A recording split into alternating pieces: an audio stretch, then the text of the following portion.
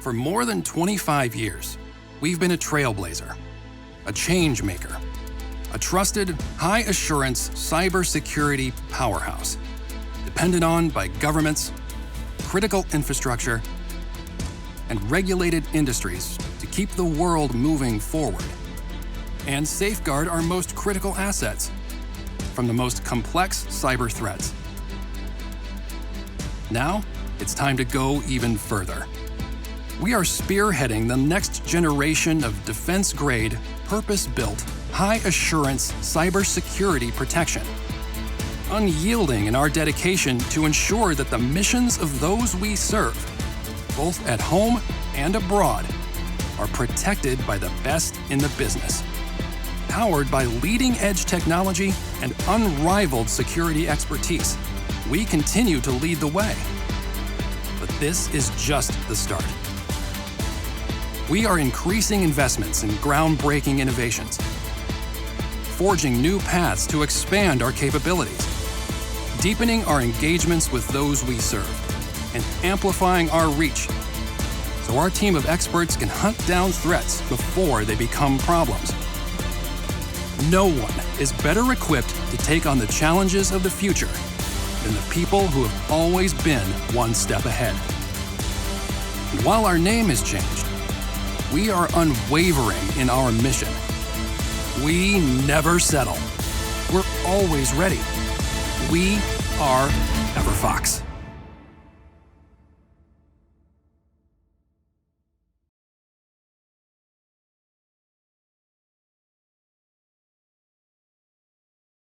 Tonight, we are delighted to welcome Vice Admiral Frank Whitworth. Admiral Whitworth, we thank you for your leadership and for your service to our nation, and for taking time to be here with us this evening. I know the audience looks forward to hearing from you and learning your priorities and ways industry, academia, and others in the public sector can help your team achieve mission success. Briefly, I would like to recognize our corporate sponsors: Amazon Web Services, CACI, Enabled Intelligence, EverFox, GDIT, Leidos, Mantech, Melwood, Microsoft, SAIC, Sims Software, and Strongbox Cyber Solutions. Join me in a round of applause. And also a special thank you to our moderator this evening, the Honorable Ellen McCarthy. During the moderated discussion, we ask you to send plenty of question cards up for Ellen, sponsored by Enabled Intelligence. You have pins and question cards at your tables, so please feel free to pass those to our INSA graduate student interns, who are all looking to work in SCIFs for the next 30 years, and many graduate in May and are looking for jobs. I encourage you all to get to know them this evening.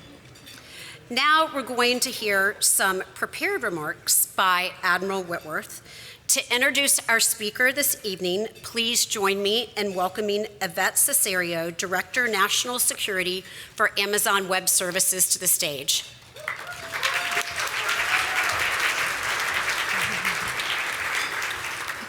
Good evening, everyone. It's an honor to be here this evening with you all and in support of INSA and the incredibly important work they do to advance collaborative approaches across government, industry, and academia. AWS is so proud to sponsor this evening's event, and we are so proud of our partnership with the IC, which began over 10 years ago. Together with the community, we have journeyed through the IC's first phase of digital transformation, delivering commercial cloud solutions at speed and scale to deliver mission that is more agile, more resilient, and more innovative because of this transformation. We are committed to the national security mission and supporting the IC's critical role in supporting policymakers and warfighters, and we are unwavering in our commitment to deliver industry-leading commercial services into classified environments. It is my distinct privilege tonight to introduce an extraordinary leader in the IC. Admiral Frank Trey Whitworth is the 8th Director of the National Geospatial Intelligence Agency. He leads an agency of approximately 14,500 employees, responsible for collecting, analyzing, and disseminating geospatial data for the US military and the IC. Previously, he served as the Director for Intelligence for the Joint Staff in the Pentagon. Admiral Whitworth's command tours include Commander, Joint Intelligence Center, Central, Commanding Officer, Navy Element of U.S. Central Command, and Commanding Officer of the Kennedy Irregular Warfare Center. Several of his, ladies and gentlemen, please join me in welcoming to the podium Admiral Trey Whitworth.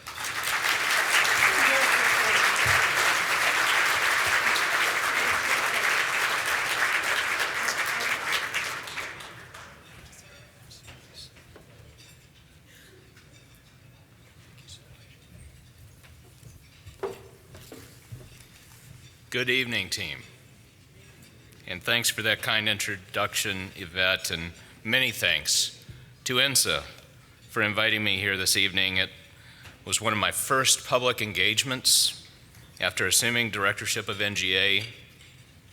Was an INSA leadership dinner just like this in August of 2022, and so much has transpired since then that I'm motivated to be back to highlight the professionals of NGA and the contributions they've made and will continue to make to our nation's security.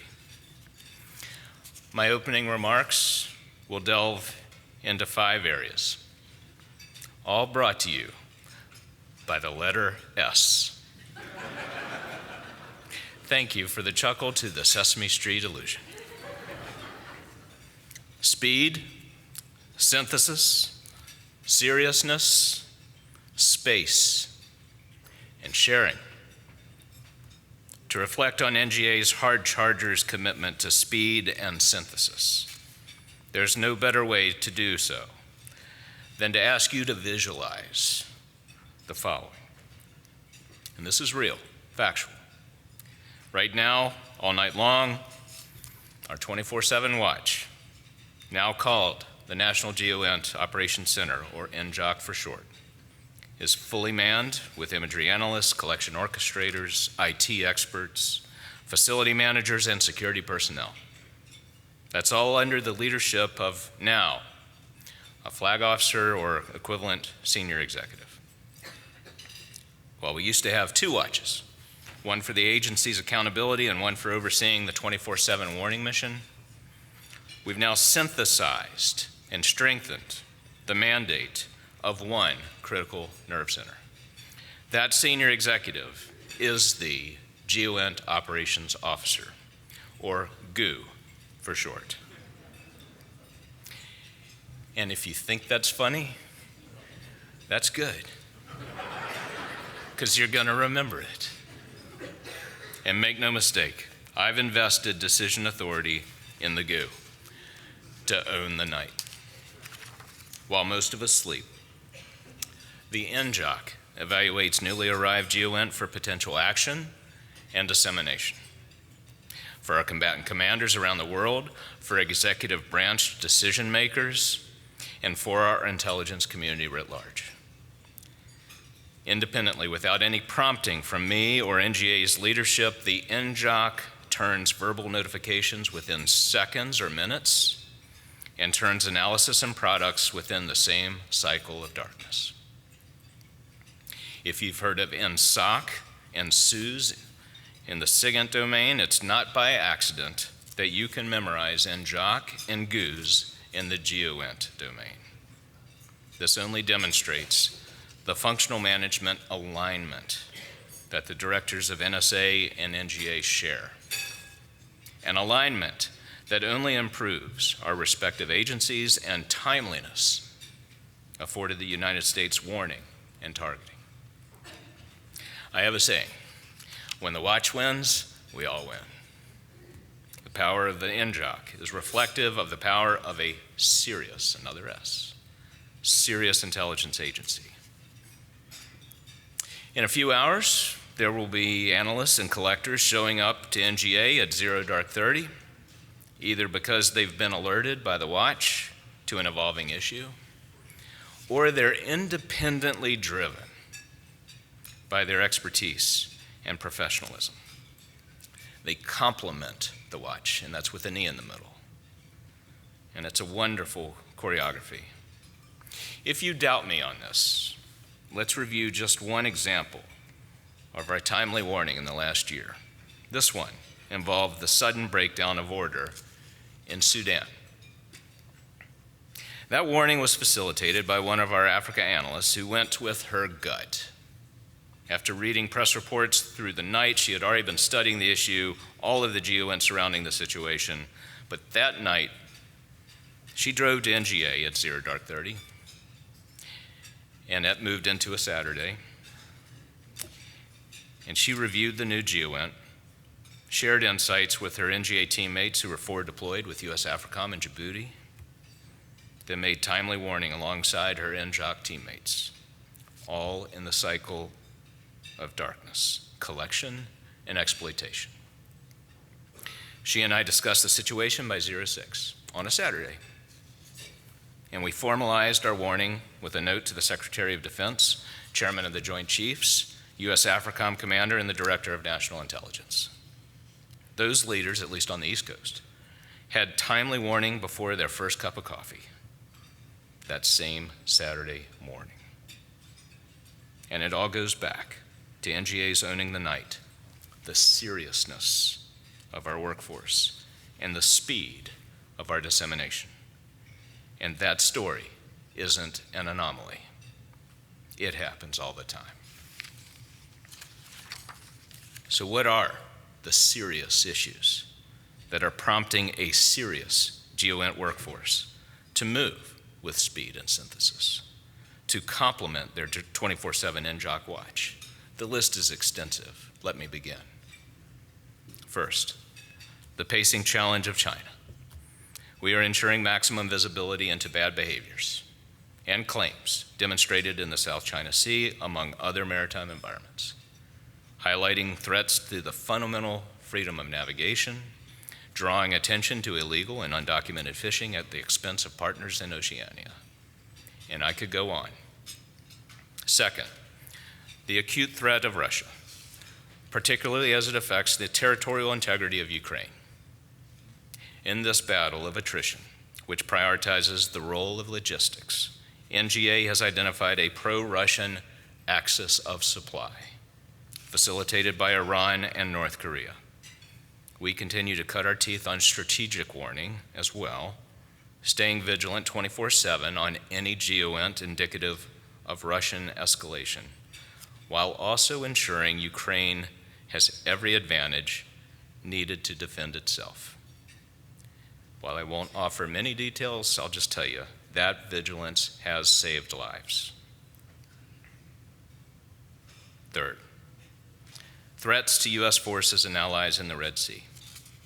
We're providing 24/7 warning and targeting advantage to key decision makers on the current and evolving status of threats in the region and overall trends and tactics of Houthi threat escalation. I listen to it every single day. It motivates me. It would motivate you. Fourth, the threats to US forces and allies in the greater Levant. The safety of our forces in Iraq and Syria is paramount, as evidenced by the physical presence of NGA deployers in those austere environments and in key country teams, and more than 130 NGA hard chargers permanently based with US Central Command. Fifth, threats to US and allies on the Korean Peninsula. One of the world's toughest warning problems demands the world's most vigilant GOENT team.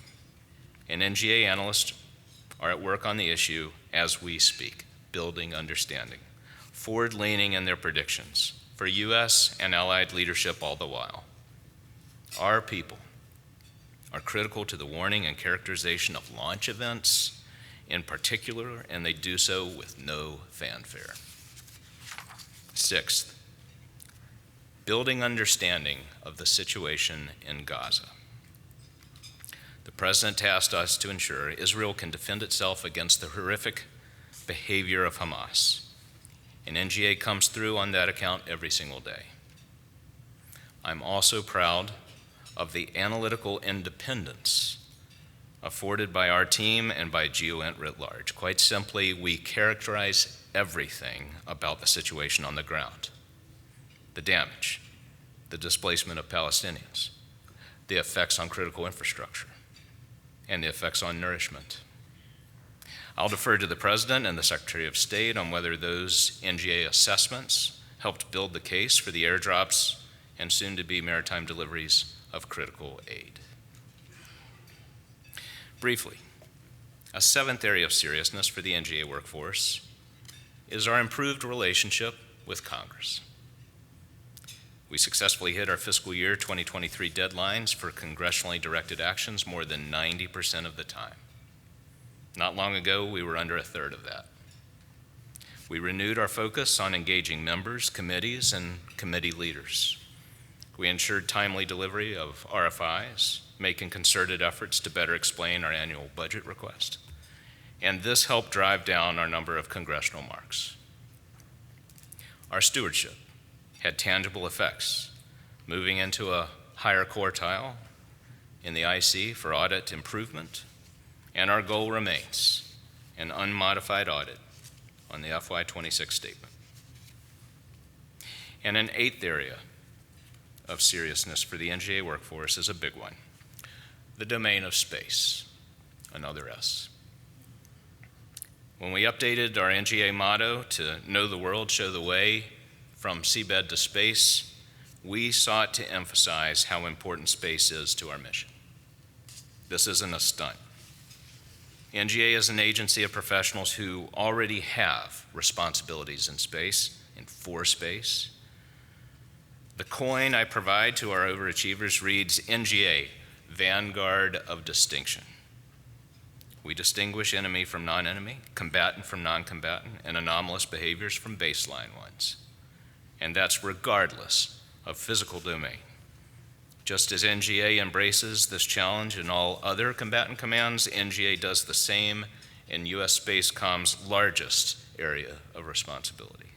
We choose to identify, assess, and warn of foreign threats to U.S. space systems. Let's move from discussing the red challenges in space to the blue challenges of collection from space. Over the next decade, growth in government and commercial constellations will yield a growth in GEOINT data that will be impressive and daunting at the same time. I've referred to this previously as a data deluge. Just the storage, access, and management of that GEOINT data will require significant resources. And let's be honest, NGA is the agency with the architecture in place already to serve the nation's varied needs. And that's just from a throughput, storage, indexing, and search perspective, all needed before we yield understanding. And that's an appropriate segue to analysis. In the face of this data deluge, NGA has the humility to seek commercial analytics, this to free up exquisite capabilities and analysts for increasingly complex tasks. Accordingly, and you probably have seen this, we recently announced a $290 million effort focused just on analytics, commercial analytics, a tenfold increase that allotted that amount compared to just a few years ago.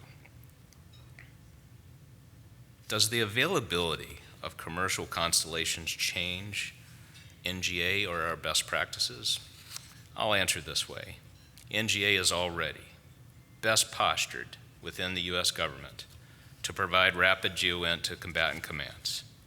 As the combat support agency charged with providing GEOINT, NGA is already A, integrated with the commands and services, operating at the speed of combat, optimizing speed of delivery between NTM and commercial sourcing, and D, dedicated to ensuring taxpayer pays only once for those services. Another force multiplier for our analytical mandate is artificial intelligence, or AI. Simply put, we are incorporating responsible AI already into our GEOINT and NGA. We've worked hard with our military commands to integrate AI into their workflows and accelerate operations and decision speeds. We've increased the fidelity of targets, improved geolocation accuracy, and refined our test and evaluation process. We're also finding ways to apply AI to our safety of navigation mission in the air and in the sea. We've worked with the National Ice Center to create automated charting of changes to Arctic sea ice, used for both navigation and to track and monitor climate change. And we're using AI to increase the speed and capability of humanitarian efforts as we support our military and other U.S. agencies, as well as our international partners when they experience natural disasters. This is especially important when extreme weather events like heat waves, drought, typhoons, and flooding increase the demand for disaster relief around the world, as well as within our own country. Now let's talk about data and get back to those key tenets of speed and synthesis and ultimately sharing. NGA ingests, moves, analyzes, and stores more data than any other agency. So the importance of rapid dissemination cannot be overstated. It's important that we process that data quickly and deliver it in a way that our consumers need. Our communication pipes, which are world-class in scale and throughput, are so vital to warfighting and crisis management that we need to preserve them even in a contested environment. One way to assist in future data access and delivery is what we call JREN, the Joint Regional Edge Node. JREN widens pipes at the theater level, which will increase resiliency, reduce latency, and help us meet and exceed user requirements. Over the past years, we've increased our infrastructure bandwidth between core sites by a factor of 10. Our current main system, Odyssey, has been called one-to-many infrastructure. You can imagine a wheel hub with spokes connected to that central hub. Well, JREN and Odyssey together are moving towards a mesh architecture, and that provides more of a many-to-many capability. That means data dissemination and that other tenet of sharing with partners is key and enabled. And one of my responsibilities as functional manager for GEOINT is to set organized, cohesive sharing standards across the board and to maintain them. That's easier said than done, but it can be done if we commit ourselves. I'd like to talk about transparency and ethics to address directly any concerns that might be out there about the trajectory of AI and algorithms at NGA and in national security writ large. The goal is to let machines automate routine tasks while keeping humans in the loop, or at least on the loop, for key decisions, and that will actually help us improve our analytical capability. We charge ourselves to raise the bar for what's possible for our humans, with the assistance of machines and algorithms, of course. Those machines are and will always be an entry-level analyst, but they will be trained by the best, and they will help us improve the scale of our coverage. When I'm asked about the responsible use of AI, my answer is this: we will stay principled and ensure every member of NGA who touches our code stays principled as well. The principles we hold dear are the traditional ones like humanity, necessity, proportionality, and then this thing called distinction. We will never take risk with that principle. It is our moral compass. Geospatial intelligence is essential to underpinning our collective success against global challenges. Our people provide clarity to the global order, strategic competition, transnational challenges, and regional conflicts. The expertise and experience that our people bring to national security are second to none. It is indeed an uncertain strategic landscape, complicated further by the explosion of data and hopes that more technology, artificial intelligence, and machine learning will deliver the answers we need. In an earlier time, many may call, and you may recall, a certain trust and possibly an over-reliance on so-called whiz kids. There may be some who advocate for much of the same today. It seems to me that might be wishful thinking and a bit dangerous. We may well be experiencing a new realist versus idealist debate. This one not involving the balance between nuclear deterrence and arms control or disarmament, but rather the balance between experienced souls and convenient code. So let me leave you with this ounce of realism. Decisions of consequence in times of uncertainty are best not left to machines. While speed is always essential, we cannot forgo the vital importance of content and context. And at NGA, our people who innovate, train, and team with machines will always bear our standards and our credentials. Ladies and gentlemen, the dedicated workforce of NGA commits ourselves to speed, synthesis, seriousness, space, and sharing. And as long as I'm director, we'll do this together with the rest of the IC, the Department of Defense, our other U.S. government teammates, industry, academia, and our international partners. Thank you very much for listening, and I look forward to engaging with you after dinner. Thank you.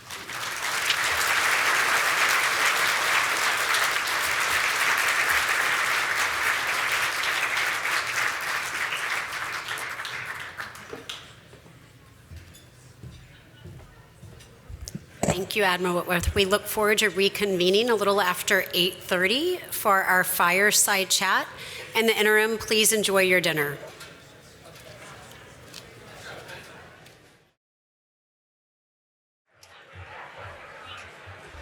I hope everyone enjoyed dinner. Before we resume our program, I have a few brief announcements to share with you all. Earlier this week, we launched our 2024 INSA Foundation Scholarship Program. It gives me great pleasure to announce that this year we are offering 8 awards totaling $60,000. These scholarships assist mission-driven undergraduate and master's students in achieving their educational goals, and I am very proud of the growth of our scholarship program. From its inception 3 years ago, with only 4 awards, we've now enhanced our impact to 8. Furthermore, we are actively diversifying the pipeline of talent entering the intelligence community. So please spread the word about our scholarship program. Now, it is my pleasure to introduce the moderator of tonight's discussion, the Honorable Ellen McCarthy. Ellen is chairwoman and CEO of Trust and Media Cooperative, a nonprofit organization that works to improve information quality across the media ecosystem. With over 30 years of dedicated service in national security across both public and private sectors, she brings a wealth of leadership experience to this evening's discussion. Most recently, thank you, Ellen served as Assistant Secretary of State for the Bureau of Intelligence and Research. In addition to being the former president of INSA, she also hired me 14 years ago. All right. So thank you, Ellen, for allowing me to be here this evening.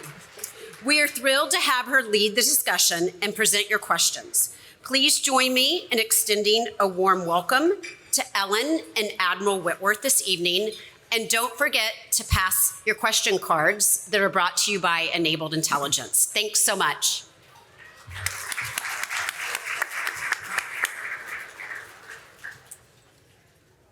Well, thank you, Suzanne. That was a lovely introduction. I'm so excited to be here, Admiral Whitworth. I'm honored.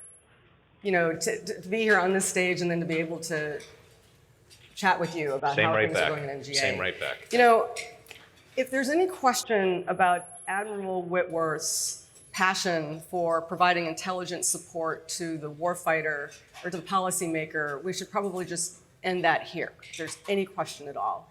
Because I can tell you that a story that not a lot of people know about, when I was at INR, Admiral Whitworth called me up out of the blue, not expected, and said, you know, I do a pre-brief with all of my analysts. He was then the J2 on the joint staff. And he said, I do a pre-brief. I sit down in the morning with all of my briefers and just sort of talk about what's going on. And he said, do you think your watch officers at State Department would like to join? And the answer was yes. And I'll tell you that our watch was thrilled to sit with you, Admiral Whitworth, every morning, and you would talk about sort of what is going on in the world, what is getting briefed to the chairman. And I'll tell you, anything that can be done to bring the State Department and the Department of Defense together, and that was just a little move, but a critically important move, because now we ensured that what was going to the Secretary of State was also going to the chairman. And so I have to tell you that that was a brilliant request. Thanks. And thank you for mentioning it. It was our win, because you had really good people, and that method has never failed me personally, and I don't think it fails our country. Where the more people you get together, with the only rule of engagement being, hey, if you know the answer, you got to sound off. And if you know that we're incorrect about something, you got to disabuse us of that. And you had really good people who would jump into the fray. And there's nothing better than going to the chairman at 7:15 in the morning and saying, I've already talked to State, here's what they say. And the same is true, and we started expanding that group substantially. We started internally, where I just wanted to kind of get to know our analysts, and I think that there's a morale aspect to having a good discussion with analysts. I grew up with a rather mean-spirited type of Socratic method, and I don't necessarily like that, but I think it can be. And if anybody ever sits in our meetings, I always say, hey, I'm not trying to stump you. Here's why I'm asking the question. And if they don't know, it's fine. It's like, hey, we'll get to that. It's fine. But we gain so much when we just have a good old-fashioned discussion and we brainstorm what we need to produce in the future. And so it started with just the analysts, and then we started adding all the co-coms, then we added all the services, and then I said, this needs to go interagency. This is too powerful.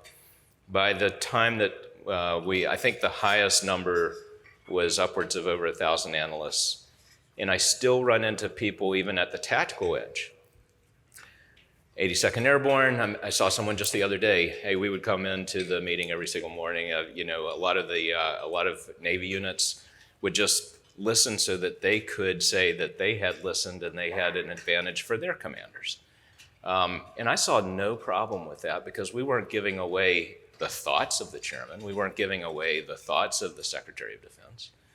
We were just all seeking a very flat discussion to be informed.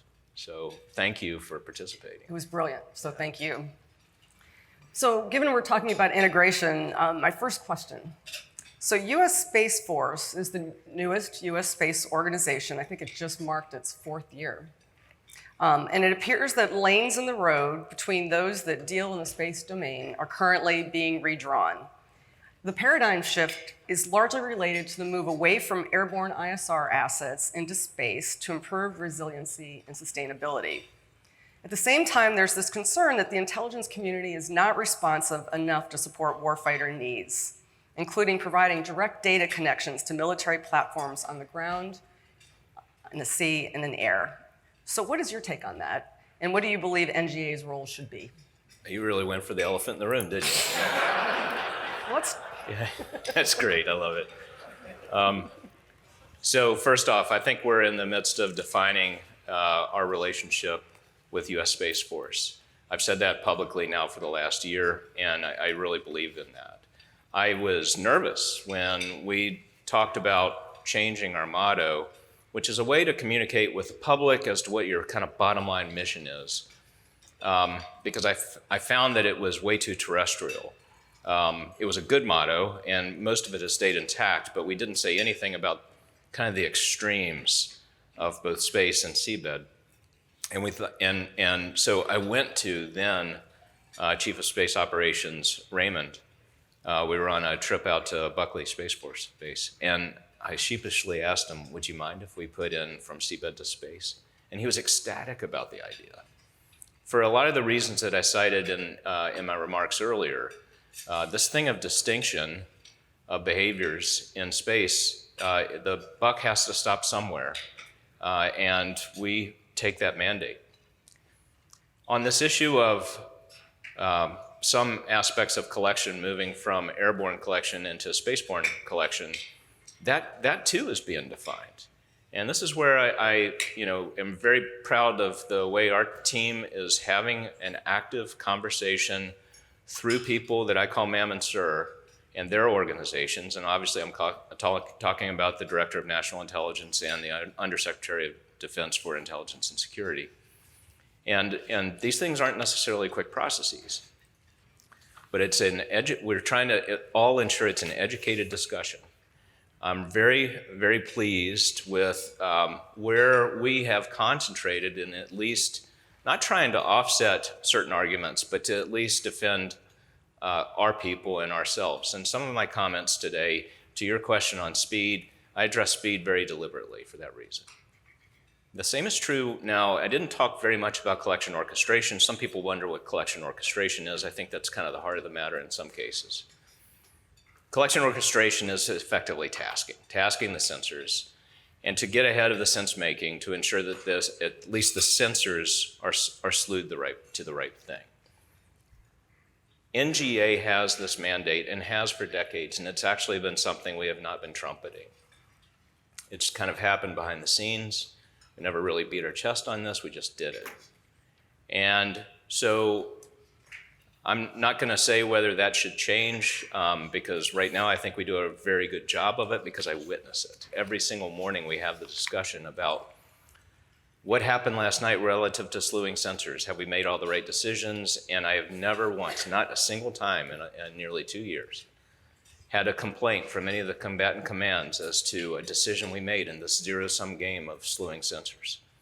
And we have now, because of, frankly, your question, which is one that's very much on display, we're really getting our act together and telling our story on this issue of collection orchestration, and we're showing all of the binary calls that are made while combatant commands basically sleep. And it's working. The issue here is you got to know something about the ground and what's happening on the ground or on the sea.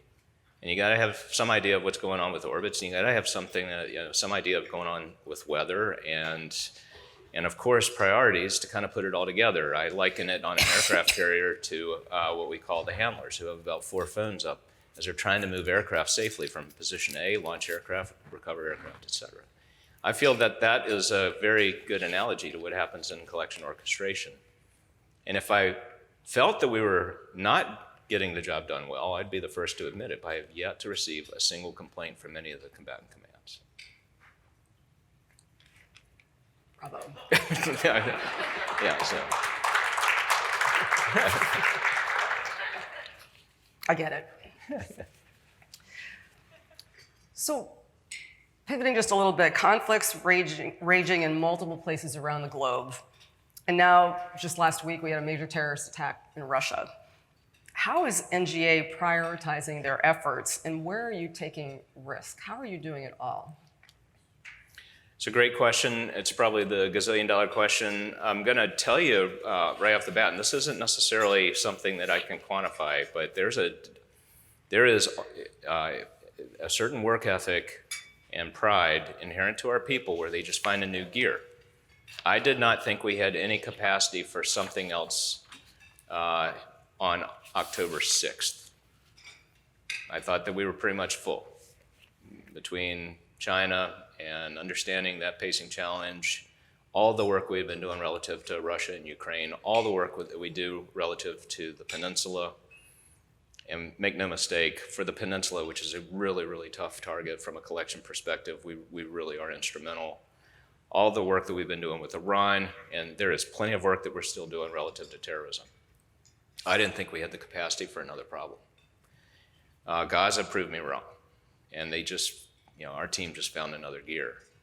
Now, how long that can go on, I think that's the sort of thing that we're constantly assessing, and I've got really good directors of analysis and source and collections who tell me if we're running risks, and the deputy director Tanya Wilkerson is here. She and I are constantly talking about the allocation of our personnel if we've got it right. But I am, you raised this question in the context of terrorism. And I look at it not so much from a personnel perspective right now, because I do feel that we've got about the right balance. There's an interagency investment that we make in terrorism that's going very strong. But I do worry about the skill set and some of the, I'll just say the assessment of behavior that was going so strong for about 20 years, and to ensure those skills don't atrophy. And I'm talking obviously about full motion video. And so I have been revisiting this with our staff, and frankly with the director of the National Counterterrorism Center, very good friend of mine, Christy Abizade, to make sure that we're in really good communication on how much risk we're encountering and how ready we are to get back into some of those best practices. So it's a great question, and we are not ignoring those risks right now. And you're also stretching your workforce. We are. And so that actually leads me to my question about the workforce. So what are your best tools to engage, retain, but especially to motivate? How do you instill a sense of belonging in your workforce? I love this question. I'm going to start with motivation, and I'm going to start with inspiration. I personally think that if you do this correctly, and I'm not going to say that we have mastered this, constantly refining, but this conversation with analysts and collectors and the workforce writ large, staying balanced so that we're not just focused on analysis. We've got people who work facilities, we've got a police force, we've got people who work human resources. They're all important. It's the concentric circles of mission. But if you find that balance in having a conversation, and I have personally chosen that 0845 update, which we call our Ops and Intel update. And yeah, periodically we'll get an update from our Human Resources Directorate. And it's wonderful, and we'll get long-term analysis in addition to some of the things that have happened overnight. I personally, as a longtime analyst, find inspiration in that. Are you listening to me? Are you reading what I am writing? Do you care?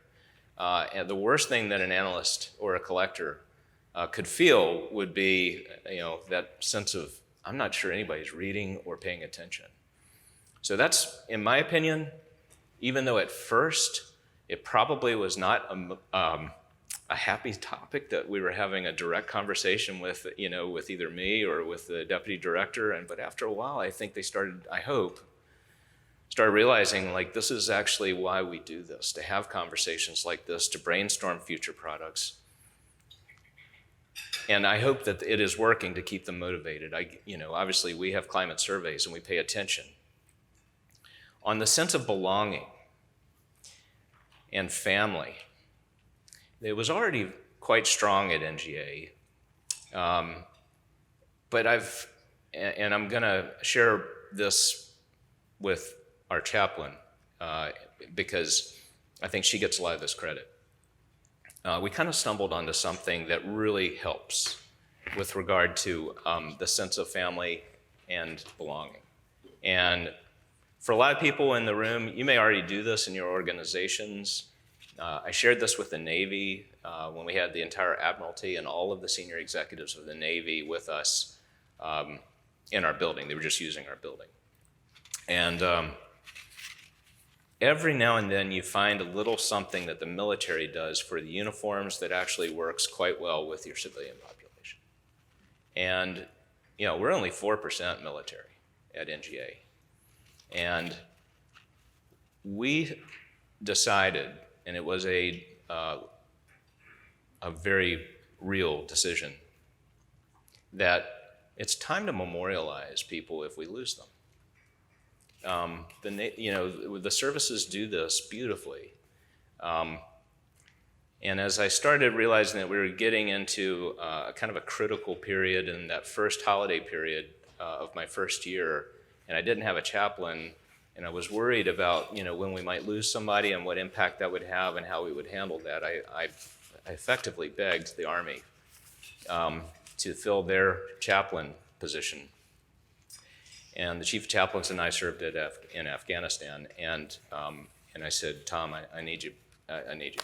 We got 15,000 people here, and I don't have a chaplain. We have very good counselors. He responded by giving his best. So our chaplain is Pinky Fisher. She is now a colonel. She showed up as a lieutenant colonel. She was picked early. She was with 82nd Airborne and helped them through their resilience of Abbey Gate. She was literally there on that day at Abbey Gate. And she's been tremendous. And we took the decision that, no, when we lose a person, we're going to meet with the team that is immediately around. Obviously, we're going to focus at some point with the family, at their pace if they choose to. But we're going to offer that team as a sense of closure, some sort of a memorial. And we've been doing this regularly ever since. It pays, I think, homage to the sense of service that everyone, whether they're in uniform or out of uniform, hold dear. It is very meaningful to the families. I brought actually a letter.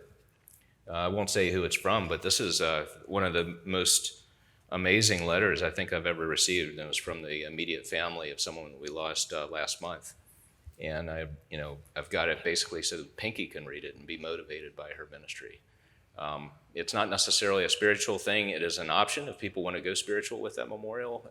But we've got somebody that organizes and honors our people. And that, right now, I would tell you, is one of the best things we've done on building a sense of community and belonging. It was already there, but it has intensified due to this. It's wonderful. It's all about your people. It's all about our people. So thank you. Okay, shifting back to mission. The last time you spoke with us, Maven, the Pentagon's flagship AI effort, had yet to be fully transferred to NGA. That's not the case. Now, recent headlines indicate that Maven is soon going to be contracting later this year. Can you tell us a little bit more about the program and how it's going? Thank you for using the word program. It's no longer a project.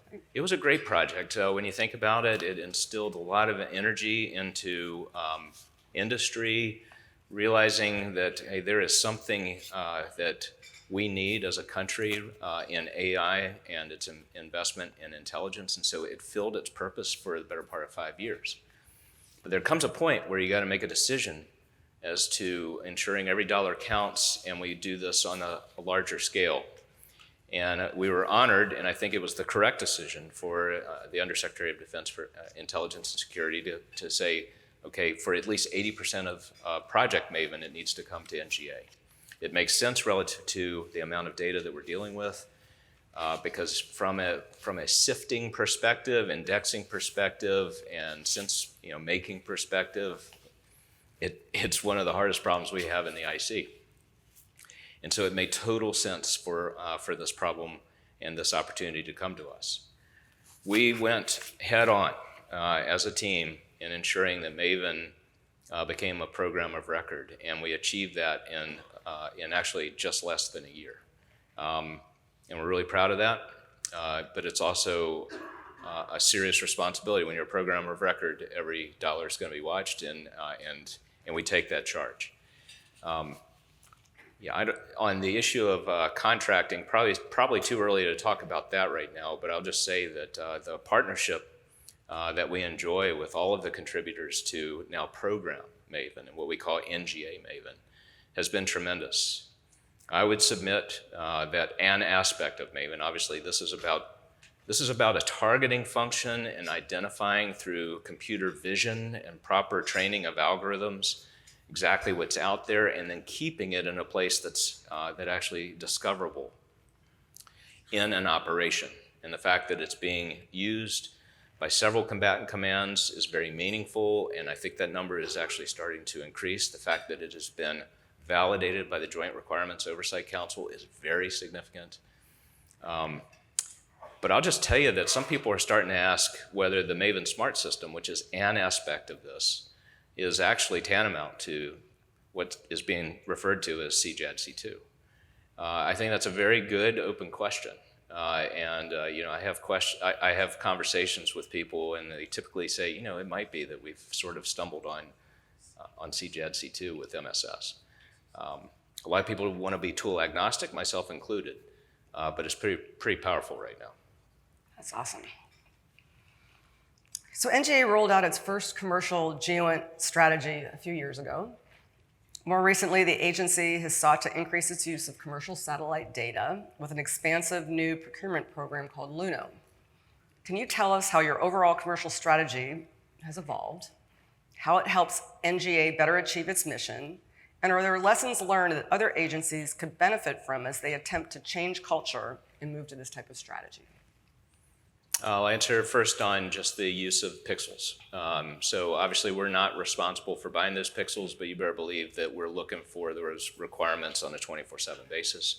I have a saying, I just want it all. When it comes to collect, I just want it all, right? So we're not very tolerant for delays. We're very demanding when it comes to ensuring that we get the right pixel at the right time. NTM is very, very good, but there are going to be some things that you just need some additional coverage, and so that is the right direction for our country.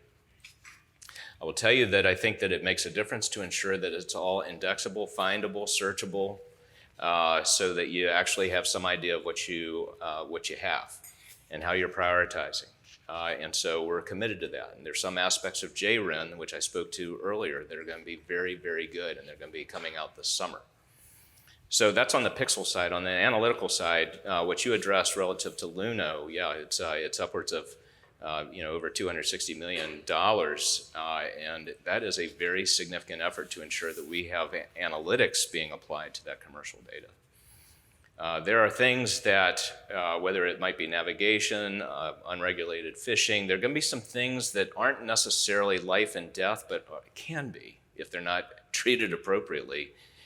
And with this, the same number of eyes that we have on a day-to-day basis, as you start to get additional complexity, as we talked about, we're looking for efficiencies, and commercial analytics bring that.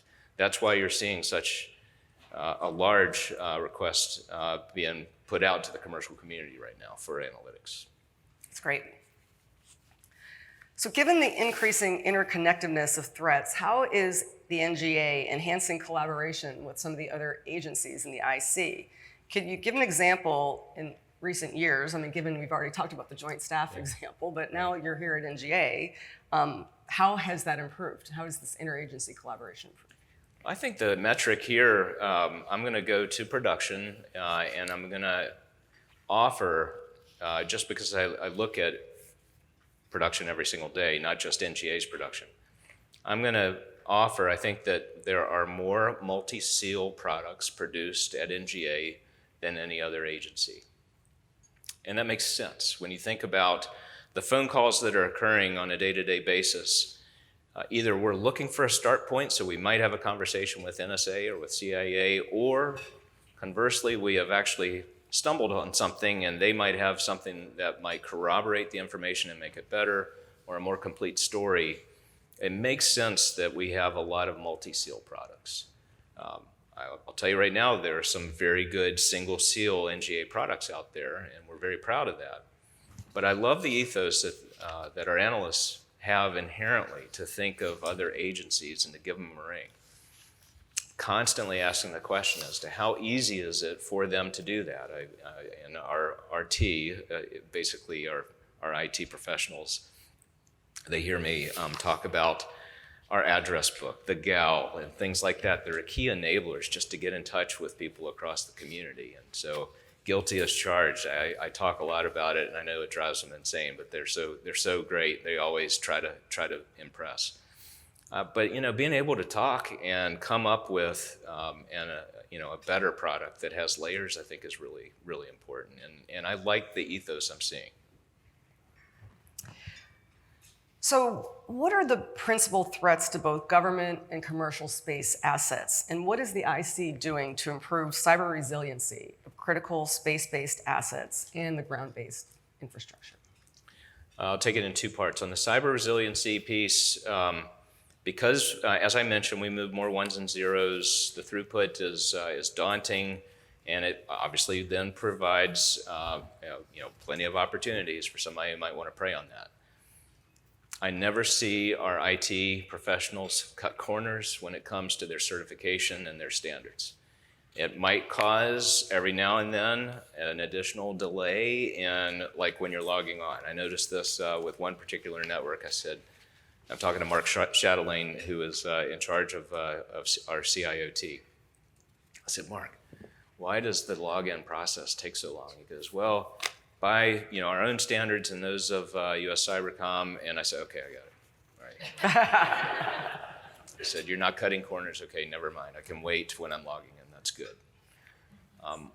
On the beginning of your question as to threats to the space domain, there's no agency that we work more closely with than NRO. And that is really true in this regard. If there is something that is either an emerging threat or a demonstrated threat, we are on the phone. And I was asked this question yesterday with the Council on Foreign Relations. And, are you also examining what other nations are doing to us relative to our GON? And I said, absolutely, you're asking a vulnerability question, and that's about all I'm going to say about that. But it's very, very true that we do write about emerging threats, and they are some of our most popular products that we put out there. So I appreciate the question. Yes, sir. So in response to the 2023 National Intelligence Strategy, MITRE published a paper that addressed the complex challenges facing the IC with regard to China. It underscored the ubiquity of the threat across the whole of government. It also highlighted the criticality of leveraging publicly and commercially available information, as well as advanced technologies that are developed in the private sector as a way forward in securing our advantage in the intelligence domain. And then the ODNI just put out the IC OSINT strategy, which contains multiple references to partnering with the private sector. Given the nature of the challenge and the guidance from the ODNI, where do you see opportunities for OSINT integration in your organization? And what are your thoughts on overcoming the data collection and privacy concerns that have historically served as barriers to entry in the IC? Wow, that's a really good, complex question. Thank you. So let me focus on something that we did relative to OSINT from the get-go, and it involves the word validation. I submit that for open source intelligence, especially that of the visual variety, we have a responsibility. We charge ourselves to ask that question, is that real? Is that actually what it pretends to be? Especially if it's something that could be dangerous, might foment some sort of violence, something like that.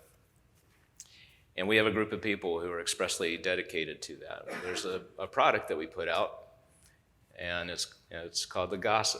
And it was already really good. It was comprehensive. It would go, these people were awake during the course of the night, as I talked about. We try to really own the night. But it lacked that judgment and assessment on whether is it valid, right? And I say, hey, listen, the thirst for this is already tremendous. Let's go ahead and do this. And I think the team probably would have liked a little longer study of how to do that. And I said, no, just 1 through 5. Invalid 1, valid 5. Just assess forensically if it's been messed with. Assess if you see things on the earth that are consistent with what is being seen in this particular image, and then press on. Tell the rest of the story, but let's not belabor this whole validation process because people need it, very quickly. And then they ran with it. And to this day, that's what we're doing. And I dare say there's some of we look at the numbers as far as things that enter some of the briefing books, at 04, 0430 across the cabinet. And it's one of our most popular products, believe it or not. People need validation, and this will become even more complex with time.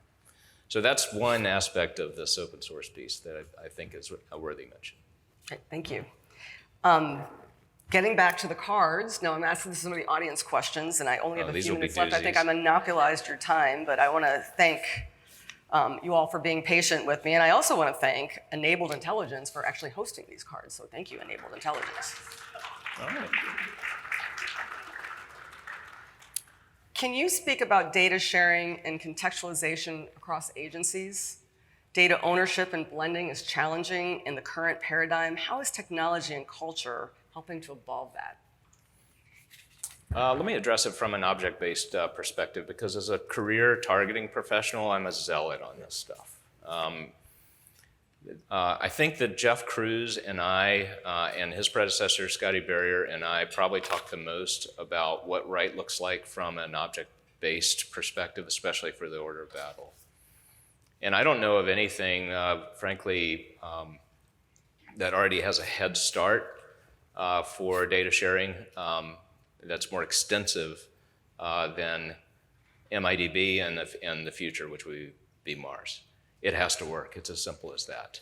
What we're talking about now is a conversation as to how to achieve that speed, especially as we move into Mars. And I really like the conversations that we're having. They're the right conversations. They're not meant to be uncomfortable. They're meant to be just quite relevant. I was talking to Dave Cattler about this before. Having spent so many years in DIA and at those JIOCs, I understand what it means to have a data layer you can trust. And that data layer must be correct, and it must be timely.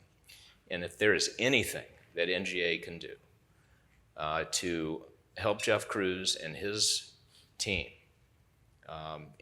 do that, we will. And at the same time, we really respect the guidance that we received as DoD on data ubiquity from the Deputy Secretary of Defense in May of 21. We live up to that.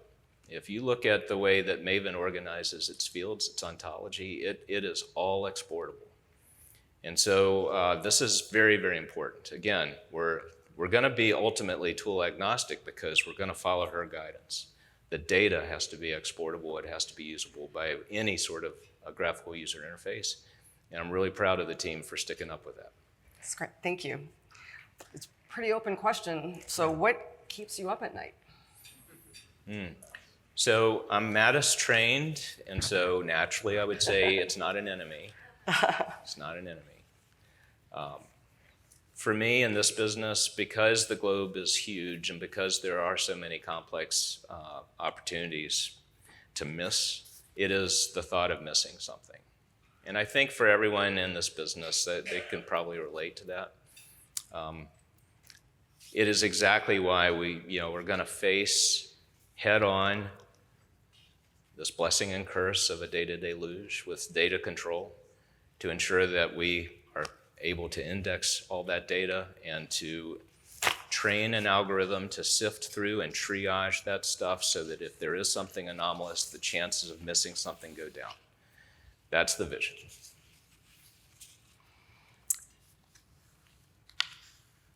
So I have a couple minutes left and I have like 5,000 questions.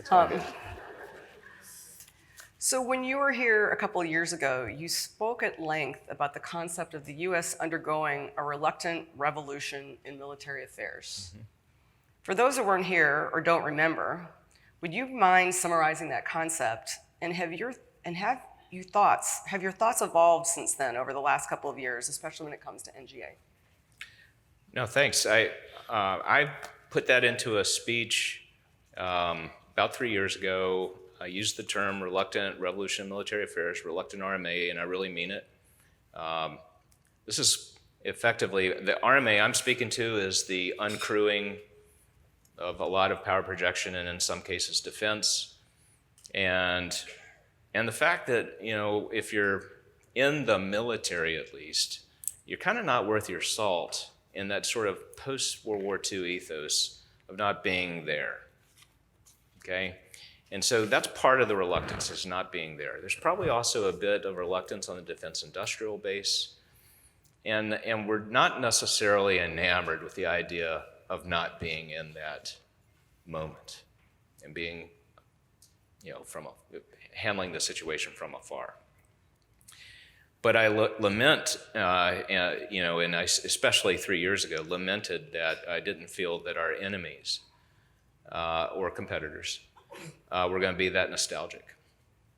And I offered that we better get ready for a lot of autonomy in the hands of our enemies and competitors, and we need to kind of shake this reluctance. So, in answer to your question, and I've been putting this in more recent speeches, I think the Deputy Secretary of Defense, with the Replicator Initiative, has started to chip away at some of that reluctance. And we got to just run with that ball. And this is a conversation that I've been having with our team as to where does MAVEN grow relative to the Replicator Initiative. And we're having very real conversations, and we're making real contributions to the Defense Innovative Unit, the DIU, as well as the Replicator Initiative, to ensure that the best of NGA is applied for, again, it comes down to positive identification. So I'm going to ask the last question. It'll be my question. All right. So what is the role of NGA and geospatial in combating disinformation? So this is a great question. I think that the validity aspect of OSINT that we've already discussed is part of it. There is a certain truth inherent to at least the visual images we collect or buy. And so it's really hard for an irresponsible nation to argue something, and then we have a nice exposure occurring with especially some commercial imagery that we may have already been studying with NTM. I think that more and more, if I come in the morning and I've got bleary-eyed people, especially Max Pearson or Shelby Pearson, in our operations team, it's typically been because of some sort of an important opportunity at the national level to expose something.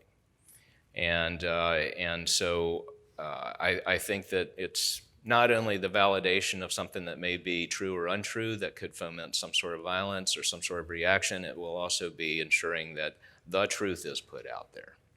And what better mechanism or domain than GON? I can't think of anything. Yeah. So thank you. Thank you. And I want to thank you for actually being here tonight. I want to wish happy 45th anniversary to INSA. Yay. I can't believe that. Yay. And I want to thank you, Admiral Whitworth, It's been an honor. for this Thank you. time This this has evening. been Thank great. you. Thank you.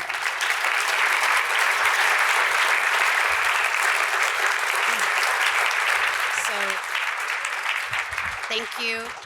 Is this hot? Yes, I think it is. Anyway, thank you, Admiral Whitworth and Ellen. Just a few remarks so you all can sit down. Okay, we can sit down. So we look forward to hosting both you all and your spouses on June 1st at the William Oliver Baker Award Dinner, where we will be recognizing General Nakasone. So if you haven't registered, again, June 1st. And thank you again for the lively discussion. I want to remind everybody also, we will be hosting Admiral Whitworth again in August at the AFCEA INSA Intelligence and National Security Summit on August 27th and 28th in Bethesda.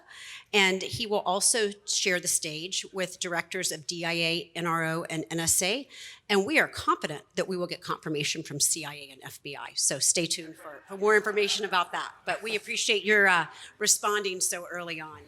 And then I also wanted to just give a shout out again to our sponsors this evening. Forget that. I'm good. So anyway, thank you again to all of our sponsors: AWS, CACI, Enabled Intelligence, EverFox, GDIT, Leidos, Mantech, Melwood, Microsoft, SAIC, Sims Software, and Strongbuck Cyber Solutions. If I could just get a round of applause again, thank you. And just wanted to mention, and you all can fight over this at your tables, the flowers this evening are compliments of Leidos. I would encourage you all to take them home and maybe share with someone who might need them over the weekend. And thank you again for coming. You will get a brief survey emailed to you after this evening. Please be honest and share with us your feedback. And thanks again to Ellen and Admiral Whitworth for sharing their evening with us. Good job. It was great. Thank you. It was great. Yeah, that was great. Thank you so much.